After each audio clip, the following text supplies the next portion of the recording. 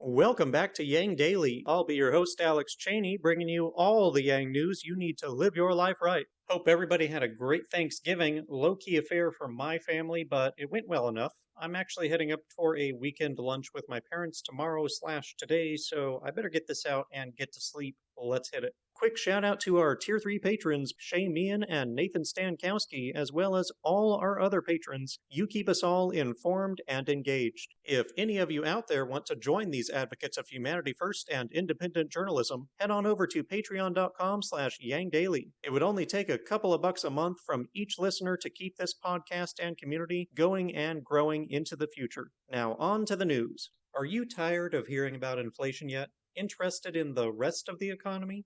There's plenty of news, even if a lot of the media is uninterested. For instance, the Bureau of Labor Statistics has reported that over the last 4 months, it underestimated job growth by a cumulative 626,000 jobs. That is the largest discrepancy since 1979.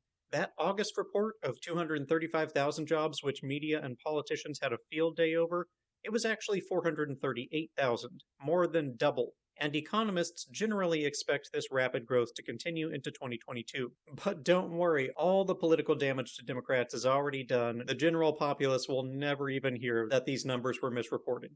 How does this underreporting happen? Well, corrections are very common because the jobs numbers rely on businesses reporting to the Bureau of Labor Statistics, and only about half of them report on time. Reports that are received later are added after the fact. This makes the growth numbers an extrapolation process. There are also sometimes misunderstandings on questionnaires that lead employed people to report as unemployed, or vice versa. That happened in 2020 when the job losses were vastly underreported. These 2021 inaccuracies have just been unusually high.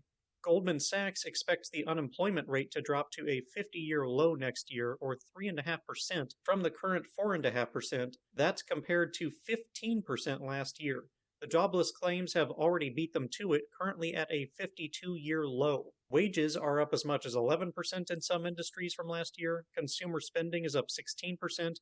Mortgage rates are at 2.5%. GDP growth is over 20%, though it has slowed dramatically with the ending of stimulus. Just as when we reviewed the larger economy months ago, all signs point to a booming recovery, and we have stimulus to thank for much of that surprisingly rapid pace. That is not to say there aren't massive glaring holes that countless people are falling through, but hey, that's just business as usual here in the land of the not-so-free. It would be nice if we could fix that, but it would also be nice to see more credit being given to all the good that came of unconditional financial aid instead of the media's morbid obsession with only inflation, because that's kind of making things worse. It's almost like they have an incentive to focus on negative news for views.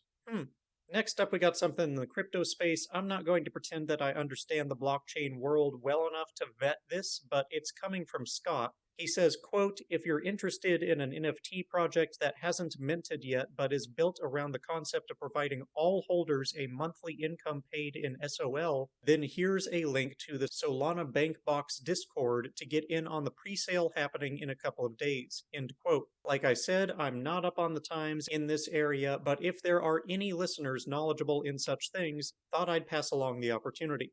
So, I didn't have much to say about the Rittenhouse trial before. Well, he just went on Tucker Carlson, and the two of them reminisced about how they like Yang.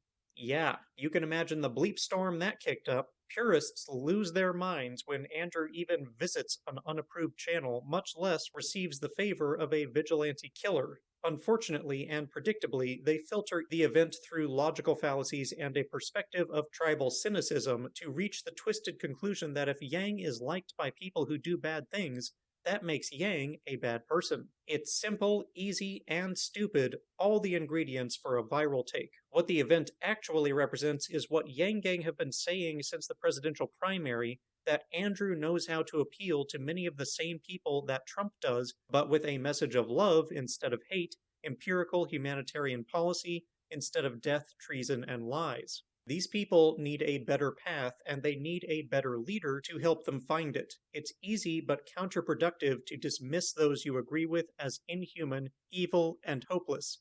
It is hard but productive to treat them as humans like you who may have been misled by different circumstances. You cannot kill or suppress hate or ignorance with more of the same.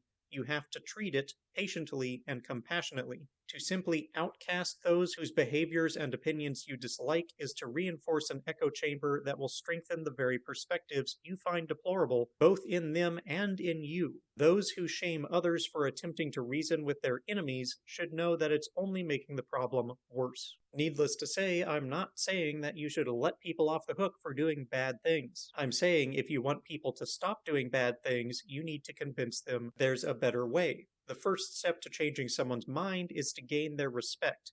Many Republicans and Trump fans like Yang despite his policies and positions being largely opposite to Trump's, because he acknowledges them as decent human beings under different circumstances and different incentive structures, which inevitably produces different perspectives. Those who oppose Trumpism should be learning from Yang rather than attacking him and repeating past mistakes. I wish that Rittenhouse had more exposure to people like Yang. He could have taken a better path. We all could. And finally, Forward Party has new volunteer opportunities. Looks like they need graphic designers for animation and special effects, as well as pamphlet designs. If you've got skills in the visual or language arts, now's your time to shine. Check out the link below or visit the Forward Party website. And that'll do it for today's Yang Daily. Bookmark and share the economics thread, Scott's NFT opportunity, the Rittenhouse thread, and forward volunteer work. Flood Congress with calls, tweets, faxes, and letters using the easy volunteer contacts below. If you need help, consult the Income Movement Aid Database, the Mission Asset Fund, or United Way, and don't forget to Yang Daily.